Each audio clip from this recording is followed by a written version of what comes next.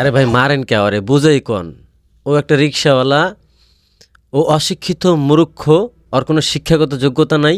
কি ভাই কিছু কইবেন আমারে? কইলে কইতে পারেন, কোনো সমস্যা নাই।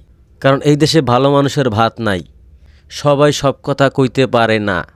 ওই রিক্সাওয়ালা যে বুকে সাহস নিয়ে যে কথাটা বলছে, এই কথাটা এদেশের জনগণে অনেকেই বলতে চায়, সাহস নাই বলার। কিন্তু ওই বেটা সাহস আছে, ও বলতেছে। আপনার সাহস থাকলে আপনিও প্রতিবাদ করেন আপনার জায়গা থেকে। একটা ছেলে মানুষ, যে বাচ্চা নাবালক শিশু, সেও চায় না যে যেখানে দুর্গন্ধ ছড়াইতেছে সেইখানে যাই। আপনি বোঝেন না? দুর্নীতি, চাঁদাবাজি, ওগুলো রেকর্ড ছাড়িয়ে গেছে তারা, বড় বড় দলেরা। তো সেখানে মানুষ উত্তেজিত হয়ে তারপর দু একটা কথা বলে, শুধু শুধু কিন্তু বলে না। এই জন্য বললাম রিক্সাওয়ালা মূর্খ, অশিক্ষিত ও যে না।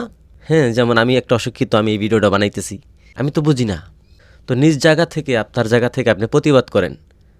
আপনি নিজেও কাউকে চাঁদাবাজি করতে দিয়েন না, আপনিও চাঁদাবাজি হইয়েন না। কথা বুঝতে পারছেন? তো ভিডিওটা শেয়ার করবেন। যদি বুকে সাহস থাকে অবশ্যই আপনি আপনার জায়গা থেকে প্রতিবাদ করবেন।